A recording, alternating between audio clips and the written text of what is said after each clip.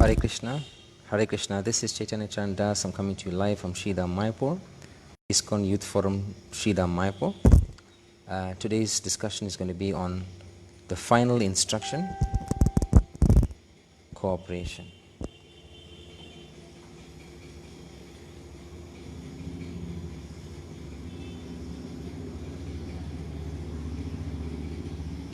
So we need to understand, first of all,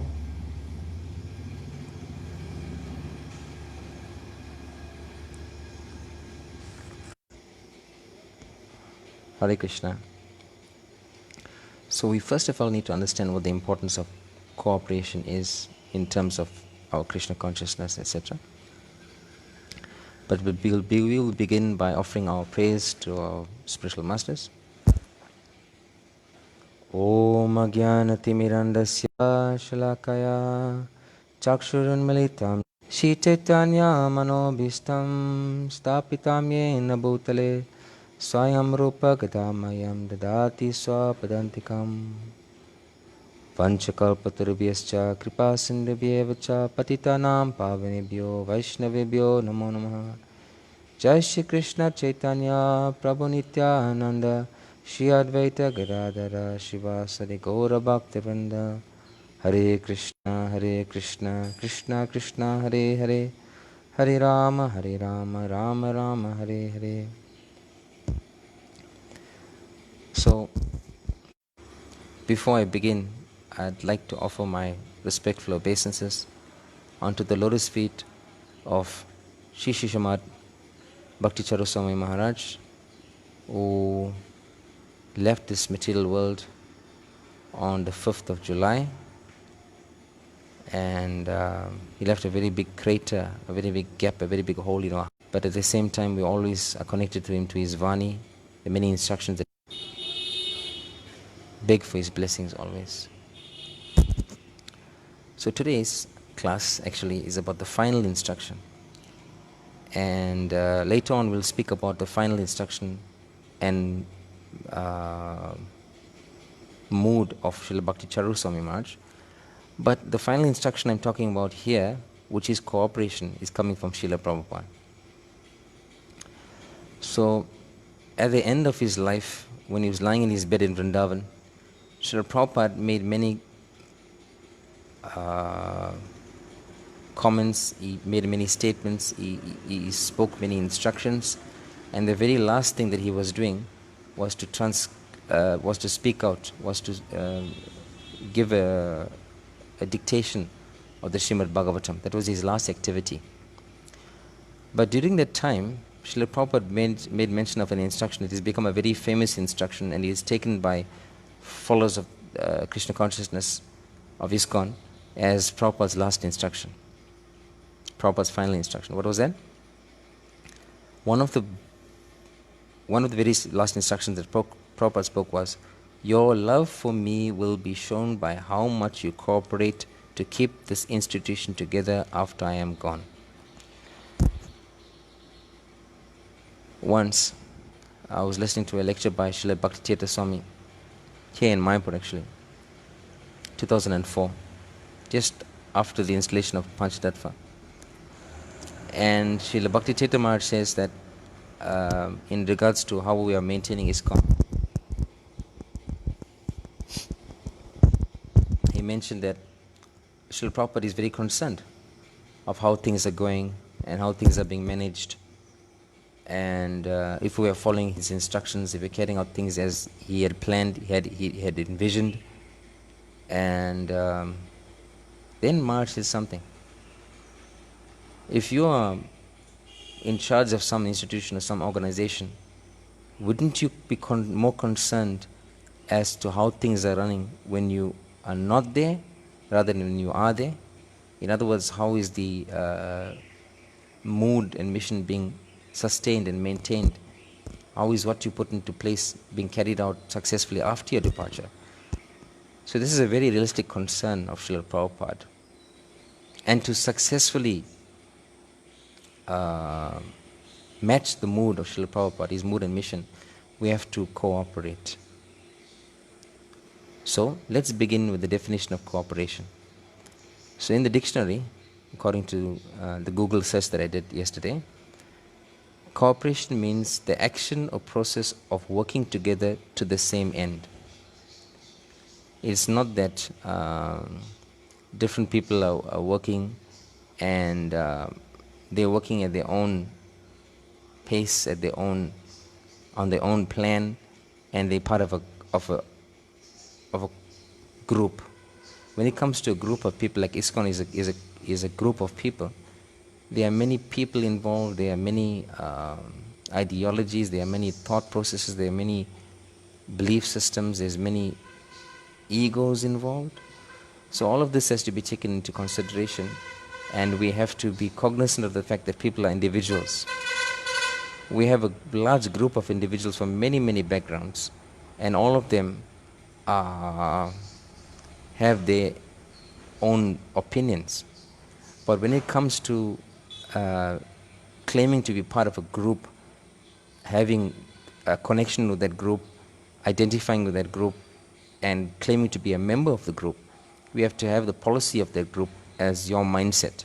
You have to change your mindset to match that of the group, while still maintaining your individuality. So one of the things that I'm going to speak about today is unity in diversity. The unity I'm speaking about is about people who are coming from various backgrounds, but they are united with a common purpose. The central point, the central focus is the same. And in the Krishna consciousness movement in ISKCON, it's Krishna. And Srila Prabhupada's instructions about Krishna consciousness. And at the same time, the diversity means many people from different backgrounds, different cultural backgrounds, different psycho-emotional backgrounds, different characters, different personalities. All of these people are there. But they submit, and that individuality takes a back seat to pushing forth the mission of the group or the society, in this case ISKCON, and that takes cooperation. So why do we stress cooperation? Why did Srila Prabhupada stress cooperation? So there's one devotee in South Africa, a preacher. His name is Srila Caitanya Carana dasa Maharaj. So Maharaj mentioned in one of his Vyasa Pujas about his desire, his will, his wish for his disciples. And he said, and I remember this very clearly, he said, tolerate, cooperate. So we see that it's not that Maharaj said cooperate. He said tolerate, cooperate. We know that for somebody to cooperate, they have to tolerate. Why is that? That is because the tendency of the living entity is to be in a situation where he is comfortable. We see most of you are science students, most of your students at university, I'm sure you're familiar with the atom and nuclear theory, that according to physical science, the atom will take the path of least resistance. The atom will take the path of least resistance. So we as individuals, as living entities, as in this material world, we often do the same thing. We try to take the path of least resistance. Resistance to what? Resistance to our own plan for enjoyment in this world. We want to align ourselves with a situation which is very enjoyable to us. I'll give you an example, or I'll give further elaboration on this.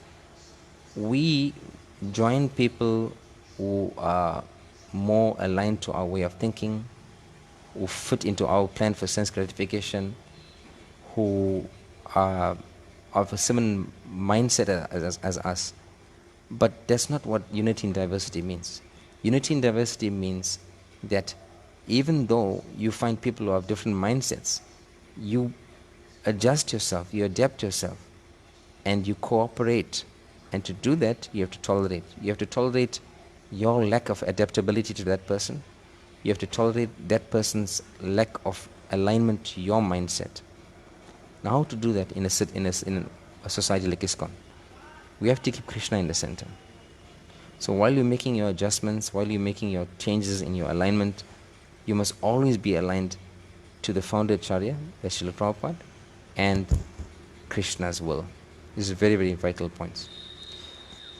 And Srila Caitanya Carana dasa Maharaj I was informed by His Grace Swarup Damodar Prabhu, who was my temple president in South Africa many years back. He said that Partha Satya Maharaj was actually quoting His Holiness Gaur Govinda Swami. So Gaur Govinda Swami Maharaj said, actually, tolerate, cooperate. And I was just doing some research on that, and one of an article about Gaur Govinda Maharaj was speaking about this fact, about tolerance and the nature of cooperation. The nature of cooperation and the nature of non-cooperation, these are opposites. So here, this devotee, disciple of the disciple of Gaur Govinda Maharaj says, cooperation is so much sweeter than backbiting, infighting, criticism and anger and suspicion, which are all symptoms of non-cooperation. Srila Bhaktivinoda Thakur said, party spirit is the killer of bhakti. Now this party spirit, another way of saying party spirit is saying separatist, to be a separatist. And this is something I'm going to talk about at length later on, being a separatist. Before I go on to the discussion on separatist, I'd like to speak about the Lord's instructions to us regarding cooperation. So, in the Caitanya Charitamrita Adi Leela, chapter 9, text 34, in that series of verses, it's describing the Caitanya tree. The Caitanya tree bears as fruit love of God. And Mahaprabhu, Lord Chaitanya Mahaprabhu is saying that, he cannot distribute this fruit by himself. He needs the help of the devotees, the Vaishnavas. So there's a purport here to that verse, chapter 9, text 34 of the Adi Leela. Prabhupada says, here Sri Chaitanya Mahaprabhu indicates that the distribution of the Hare Krishna Maha Mantra should be performed by combined forces. And later, this indicates that all classes of devotees should combine to distribute the Hare Krishna Maha Mantra without consideration of time, place and situation. So when it comes to cooperating, we have to adjust what we see as a perfectly ideal situation to engage in cooperative spirit of preaching. Especially when it comes to preaching, we see Srila Prabhupada adjusted so many things. He didn't compromise on the basic standard of Krishna consciousness, but he had to adjust many things and cooperate in so many ways to preach. So Srila Prabhupada goes on to say, nobody should think that I have got so great ability, I can do. No, it is simply by cooperation that we can do a very big thing. United we stand, divided we fall. This is actually a class on that verse, Adi Leela, chapter 9, text 34. So Prabhupada discusses the word Sankirtan. And as we know, the word Sankirtan is broken up in two parts. Sang, S-A-M-K, Sang, and Kirtana. So Sankirtana means complete glorification, congregational glorification of the Lord. Many people are taking part. It's not one person. If you by yourself, it's Kirtana. But Sankirtana means complete or public or congregational glorification.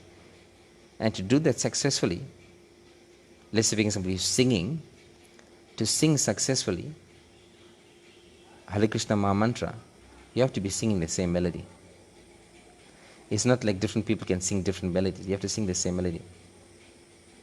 So Srila Prabhupada goes on to say, so where is the competition between one servant and with another?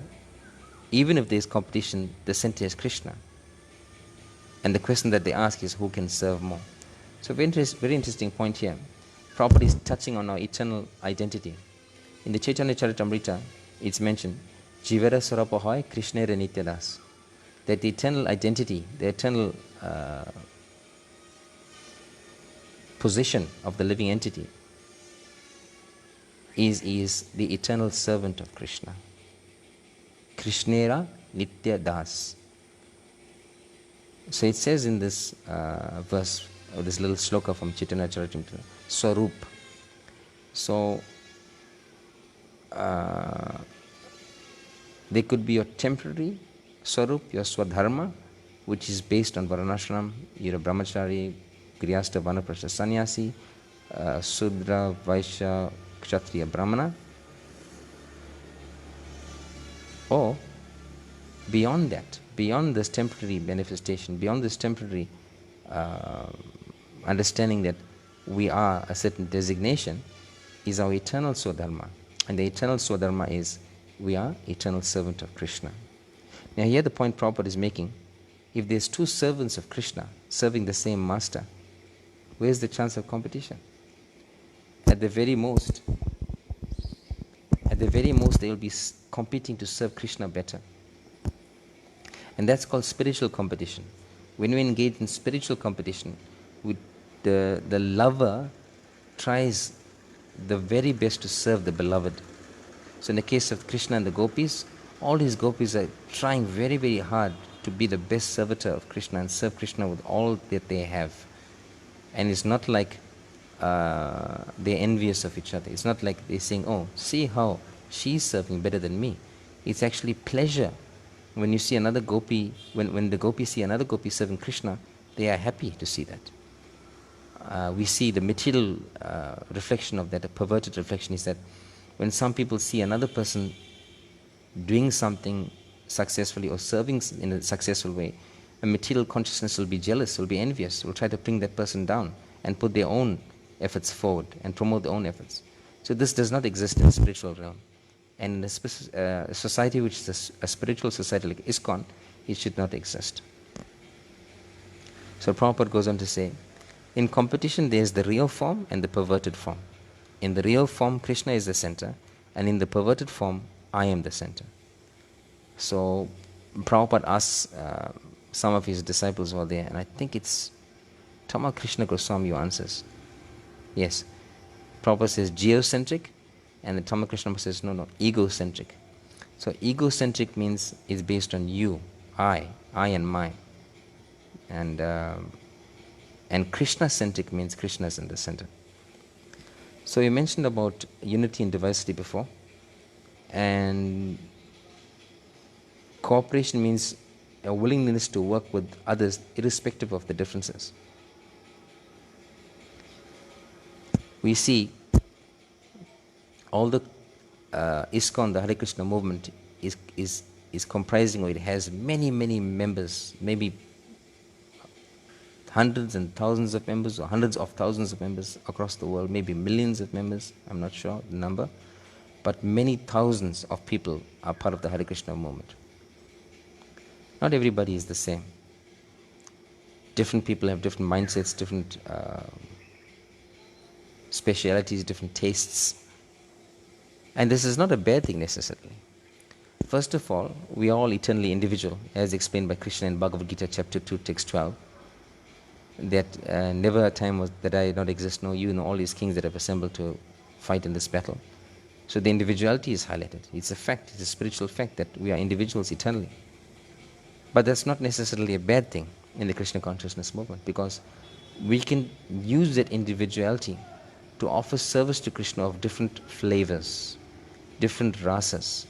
Krishna is known as the enjoyer of all the rasas. So to give Krishna more pleasure, he himself has created the variety. So he can enjoy different varieties of relationships, different variety of tastes, rasas with the different devotees. And it's not necessarily a bad thing, it's a good thing. Because if you were eating the same thing every day, rice, dal, sabji, rice, dal, sabji, rice, dal, sabji, rice, dal, sabji, every single day, after a while it'll become boring. You'll be tired of the taste, it'll not enthuse you anymore. So we can see that Krishna consciousness is about giving Krishna different tastes by our different individual abilities, our different proclivities, our different strengths, our different talents. And in this way, individuality is a very good thing. But only if Krishna is in the center. If somehow or the other, with that individuality, we are thinking that we are the center, and we become too much carried away by the false ego and are not willing to sacrifice, then it's not very suitable for our advancement in Bhakti Yoga. So I was reading this morning a little insert by a book, a little excerpt from a book. A book is called The False Ego. This is by Her Grace Devaki Mataji, who is a Shiksha disciple of Niranjan Swami. She preaches in Bangladesh, Ukraine, Mayapur, and she's an author of many wonderful books. One of the books that I'm reading at the moment is called The False Ego. So in this book, Mataji is explaining that when we first come to Krishna consciousness, we try to get those services that we like. And that is good because we are engaging our strengths, our abilities, our talents in the service of Krishna. But there's a subtle type of sense gratification and enjoyment. It's very, very subtle, but it's there. A subtle type of enjoyment in that you're doing the service that you want to do. Now ultimately to surrender to Krishna means to do what Krishna wants you to do. If you're doing service that you want to do, it's to your taste, it's to your liking, it's to your comfort, it's to your preference. That is devotional service, but it's not pure devotional service. And according to Nectar of Devotion, what is that thing which gets you back to Godhead? Not just devotional service, but pure devotional service. Anya bilasita sunyam jnana karma dinavritam. Anukulyana krishnanu shilanam bhaktim uttama. That pure devotional service is devoid of any separate desire. Anya bilas. Bilas means desire. So anya bilas, shunyam, is become to zero. Any thought of enjoyment or any plan, any desire which is separate from Krishna must become shunyam, zero. And then that is considered pure devotional service. So we have the mentality of, I'm doing this devotional service, but I'm doing it as I like it, and I'm doing the devotional service which I like. In one sense, it's a very subtle form of sense gratification in devotional service. As you know, in Srimad Bhagavatam, Canto 3, devotional service actually falls into the categories, different categories, including the mode of passion and ignorance. So you may be thinking, what? Devotional service in the mode of passion and ignorance? Yes, Bhagavatam says so. And later on we will discuss one quote from the 3rd canto, 29th chapter, which is about this separatist issue. And it's about the mode of passion as well. So when we come with this individuality and the separatist mode of trying to maintain doing a service which we like, which we prefer, it's not actually pure devotional service. It is beneficial for us because it's devotional service, but it's not the highest benefit that we can accrue. There's much more advancement that can be made in the path of devotional service if we surrender our most minute and most subtle desire to have something our way. For you to surrender your decision or your desire to enjoy things your way, it means you are cooperating. And if at the center of your desire to surrender your choice to enjoy separately or plan separately or have a separate mindset, if at the center of that is Krishna, that's Krishna consciousness. And that is called cooperation. So, this is very, very important.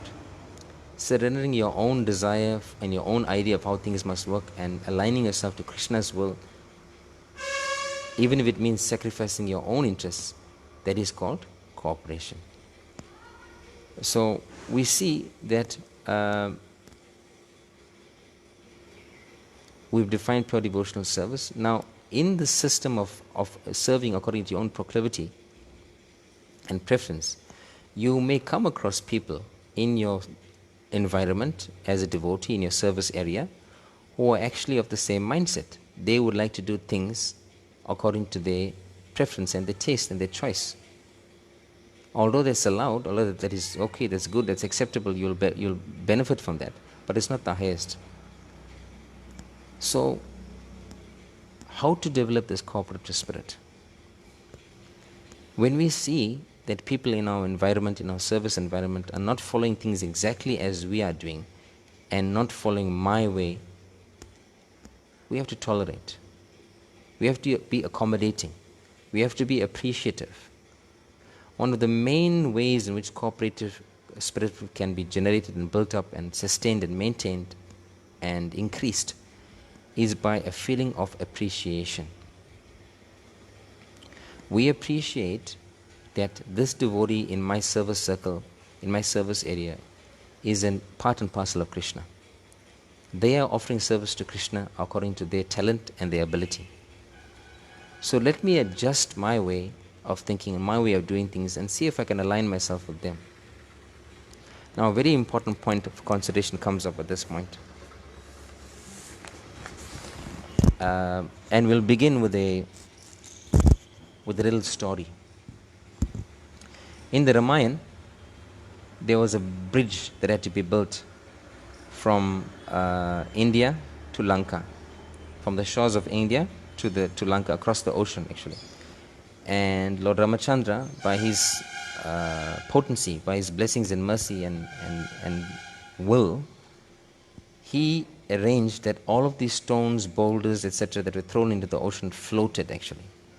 And the devotees of Lord Ramachandra, Hanuman, the other Vanaras, different animals actually were helping to add stones and boulders and rocks. And on each rock they wrote the name of Lord Ram, Shri Ram. And when they threw this heavy rock or boulder into the ocean, it floated. It is very amazing.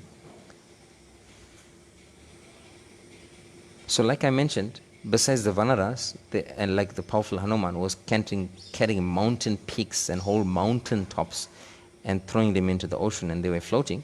Apart from that, there was also little insects like spiders were carrying stones, little squirrels were carrying small rocks, bears, every birds were carrying stones and dropping them. Every single living creature who knew that what was the mission of Lord Ramachandra, being devotees of Lord Ramachandra, they tried to serve in this way.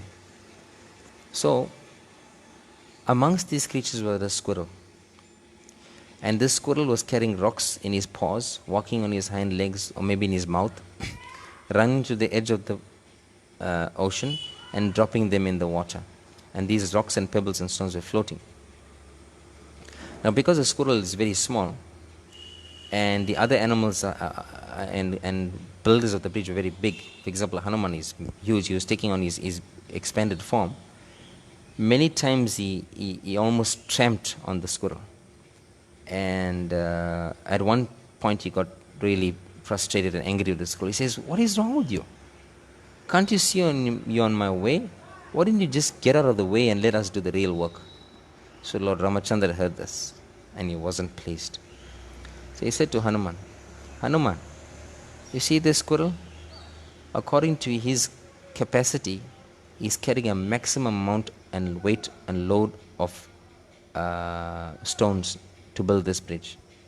And you, according to your huge size, you are carrying the maximum amount of mountain peaks and mountains and big huge boulders and throwing them into the ocean.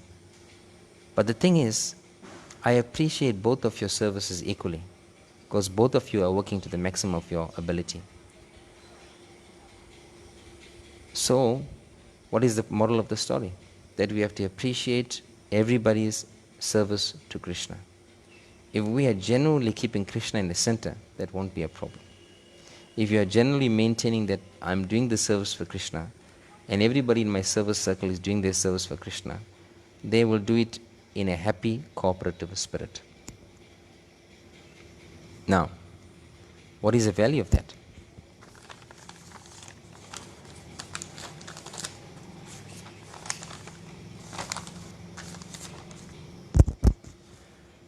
We are fighting in a war against Maya all the time. Maya is always active. She's always trying to derail your plans to become a devotee of Krishna and to remain a devotee of Krishna. She's always throwing tests your way. So we are fighting. We have to fight all the time. And I was just considering about an example of a group of soldiers. So a group of soldiers are fighting in a war on a battlefield. And, to be able to defend the position and fight back and defeat the enemy, they need to work in unity as a team, cooperation. If some of the other amongst themselves, they are fighting and arguing, and there's a fight within themselves, then what chance do they have of defending their situation, their position, And what chance do they have of repelling the enemy? They'll be killed, all of them. So in the fight against Maya, we have to be united. There's a nice word called synergy. Synergy means we're working on the same energy level, and our efforts are combined to do the same thing with the same mindset successfully and progressively. So we see this in sports. If a team of sports players is wanting to score a goal on the other side of the field, they have to defend and attack by the opponents. They have to put the ball forward towards from the defense to the midfield to the wings to the attacker, and then the attacker scores a goal. So it's not like just that attacker, although his name is on the score sheet and he gets credit for scoring the goal. At the end of the day, it's the whole team that contributed and cooperated to score the goal. And also I was thinking about rowing. In big universities in England, in UK, like Cambridge and Oxford, they have these rowing races, massive, huge event. And the best rowing teams from Oxford challenge the best team from Cambridge. It's an annual event. And if you consider, each of those teams are rowing at the same speed, at the same timing. If one of those rowers decides, okay, now I'm going to row backwards, what's going to happen? His team is going to lose. They're going to be, mixed up and confused and unsuccessful, actually. Because the team is only as strong as its weakest member. And there is a saying in English, a chain is as strong as its weakest link. So the idea is to make all the links strong and to make the links understand that they're serving the entire chain. So another example I can think of in terms of doing things together is kirtan. We see that sometimes many devotees playing many instruments come together and they play it at the same timing, and no instrument is trying to outdo another one, and it sounds very sweet. First example that comes to my mind is the kirtans and bhajans of His Holiness Bhakti Bringa Govinda Swami. And Govinda Swami comes with like maybe 5 or 6 different instruments. And because each of these instruments is playing in the correct time, at the correct volume, at the correct tempo, it sounds very beautiful. But imagine all of a sudden, the Mridanga person in the middle of the kirtan wants to do a solo. And he just jumps up from that group of kirtanis and he starts to like dance in front of them and plays Mridanga in extraordinary ways, not keeping in timing. It'll be awful. It'll be so disturbing. But that same person, Mridanga player and the flute player and the violin player and the harmonium player and the lead kirtan and the kartal player, if they all play on time, matching the voice of the kirtan and hearing the holy name. In kirtan, it's not about being the loudest Mridanga player or the loudest flute player or the fastest Mridanga player. It's about hearing the holy name. And these instruments, Mridanga, harmonium, kartal, violin, flute, they are accompaniments to the holy name. They do not replace the holy name. That's just a side matter there. So, in this way, by successfully cooperating, we can produce something very wonderful and harmonious and beautiful and attractive as a devotional offering. One of the other day, we went to the Gundicha temple. My wife, my child, and I, the Gundicha temple for Lord Jagannath. And we saw that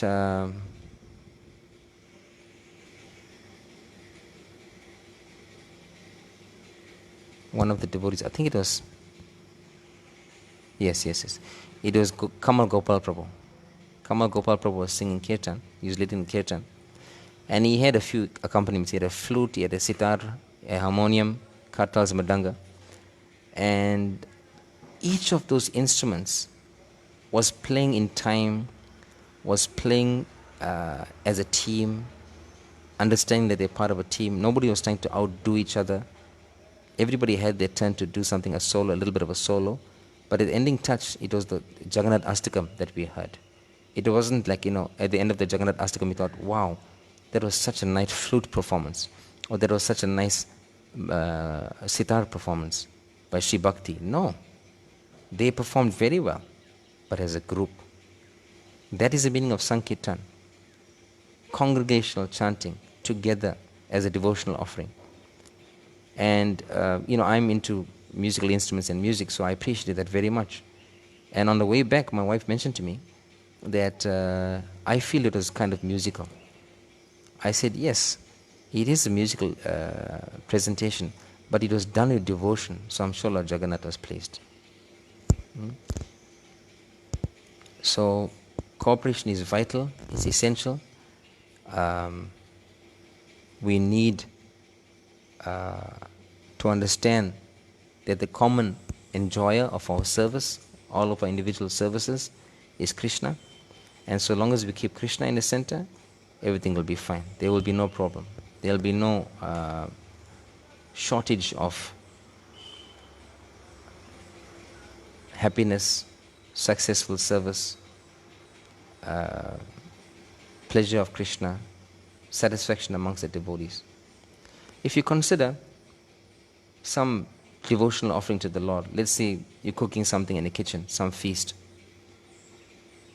Now in that kitchen, if everybody is fighting, arguing, trying to make sure that their preparation is the best preparation, fighting for the flame, fighting for the kadai, that'll be like a commotion, There'll be no peace in that kitchen. And whatever you produce may or may not be tasty, but it's definitely not going to have any devotion in it. But at the same time, you go to another situation where the devotees are making a noise and loud and are very actively doing the cooking, and they're taking the kadai and they're asking for the kadai and say, wash me this pot, and what's the next preparation, and arranging the plates. But they're doing it in a cooperative spirit to make a nice offering for the Lord. Well, that's very good. Although there's some noise in that situation, although there's some chaos, the thing that comes out of it is a very beautiful offering for the Lord. Nobody is trying to be a star and individually shine. They're trying to be a constellation of stars and collectively shine. This is the point of cooperation. Together we can do more. So there's one very nice few pastimes I'd like to speak about. But first I'd like to make this quote from the Srimad Bhagavatam.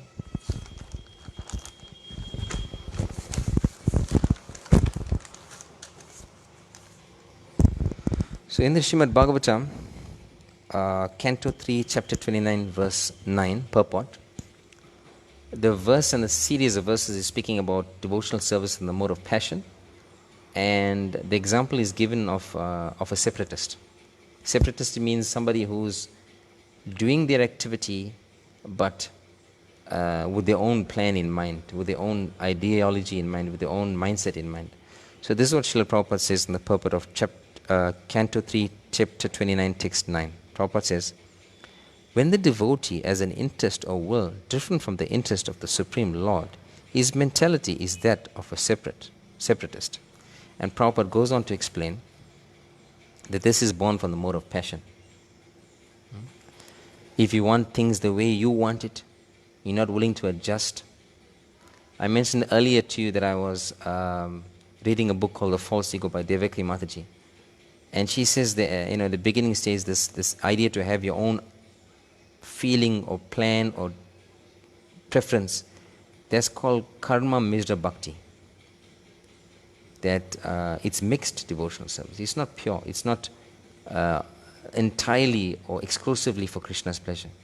Then she said that pure devotional service in this context of offering a service to Krishna is when we will accept something which normally we will not accept for the pleasure of Krishna, and for the pleasure of Krishna we will reject something which normally we will not reject.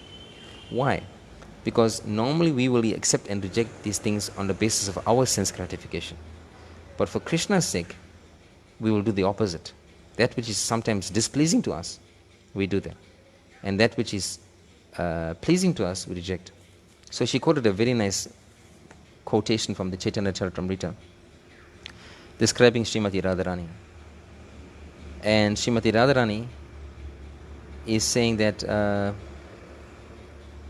if I feel some displeasure, and by that displeasure some of the other Krishna is pleased by whatever is going on, somehow in that activity, that scenario, if Krishna gets some pleasure, that displeasure that I am feeling is my greatest pleasure.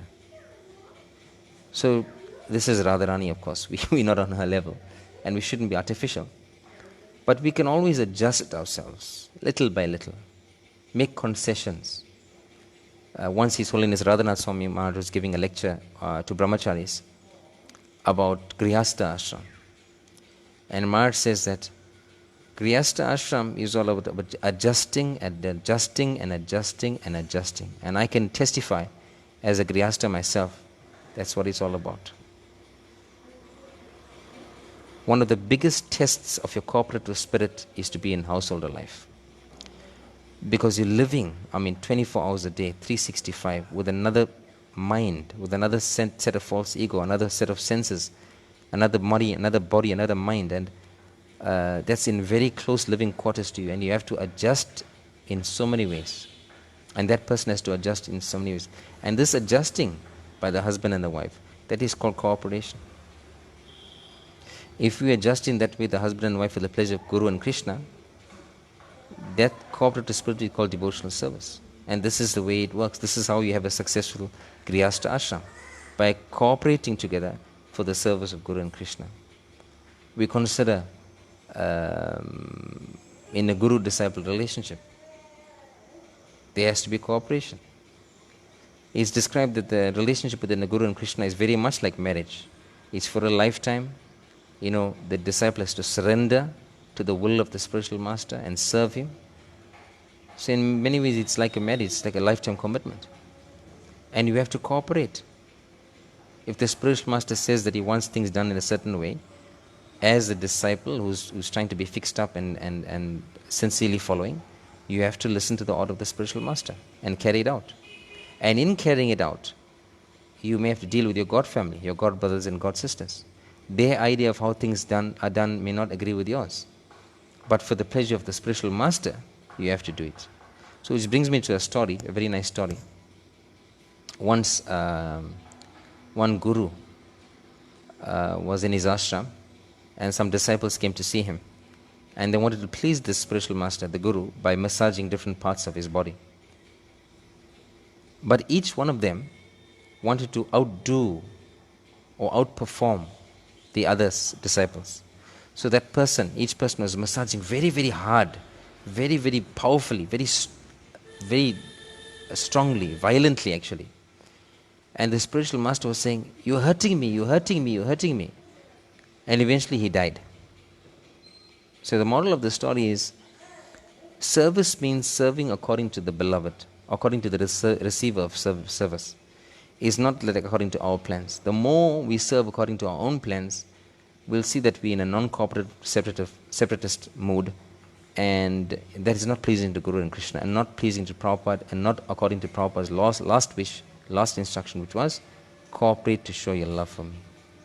So I'm sure that everyone who was watching, was on this thread, everyone in the Hare Krishna movement loves Srila Prabhupada. And your love for Srila Prabhupada, not just saying, I love Srila Prabhupada ki jai, but doing something in a cooperative spirit to please and satisfy his last desire, which is that we go out in a cooperative spirit. Then another clear example of cooperation goes in the story of Jada Bharat. Jada Bharat, of course, in his previous lives he was Bharat Maharaj, and then because of his attachment to a deer, he became a deer in the next life. And then because he got the grace of the Lord, because even in the deer body he was serving the sadhus, he got the body of a human in the next life, and he was known as Jada Bharat. And this Jada Bharat was kind of like a avadut. He withdrew into himself and avoided external interaction. And many people must him to be crazy. But he was very strongly built. And the palanquin of the king was coming by one day, and then one of the palanquin persons, the four of them, one of them was injured or he needed to be replaced. So they saw, yes, Jada Bharat, he looks like a healthy, muscular fellow. So they brought him along. And Jada Bharat, was walking, but he was seeing on the ground as many ants. And he didn't want to step on the ants, so he was jumping around. Now obviously, when you're walking around with somebody on your back on a palanquin, you can't jump around and hop around. You have to walk very carefully. You have to tread very cautiously. So this Jad Bharat was jumping from side to side and hopping around, and that unsettled the way the palanquin was being carried. And obviously the king noticed, and he said, "What's going on?" He started to chastise the carriers. And the three of the other carriers were there previously. This pointed to Jad Bharat. "Maharaj, it's not our fault, it's this guy. He's jumping around." So the point is now, why I'm using that example, is that 4 of those carriers have to be walking on the same speed, have to be working cooperatively, and have to be working on the same mindset, actually, as a team. Actually, the 4 of them have to work as one unit to carry that palanquin comfortably for the king. If at any stage, like Jad Bharat start to jump up and down, then the king is going to fall off the palanquin. That's be really very bad. So that's the example of Jad Bharat there.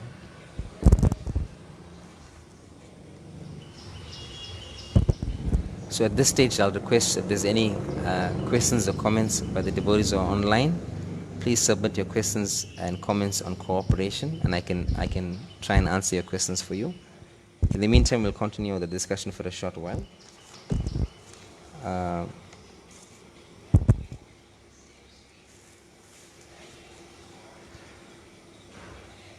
We are not alone. If we were alone, then there'd be no need to cooperate. It's just you. But practically speaking, even in the secular world, we are living amongst people. When I mentioned before that a Grihastha couple, husband and wife, have to cooperate, this applies to karmis also. We see that as a result of husband and wife not cooperating, it comes to such a stage that there's a rift between them, there's a gulf of lack of communication, and they cannot continue anymore together. This is not an uncommon thing. So where there's synergy, where there's cooperation, where there's a lack of false ego, that's where progress is made. That can be in Grihastha ashram, that can be in the way disciples are serving the spiritual master, and that can definitely be amongst the members of ISKCON in terms of how we serve this final instruction of Srila Prabhupada, which is to cooperate.